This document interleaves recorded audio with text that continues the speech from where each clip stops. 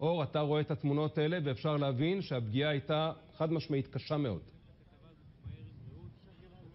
כן, ככל הנראה פגיעה ישירה בג'יפ הסיור, לפחות בג'יפ אחד, כאשר אתה רואה מצד שמאל את גדר הגבול בין ישראל ללבנון, ומצד ימין את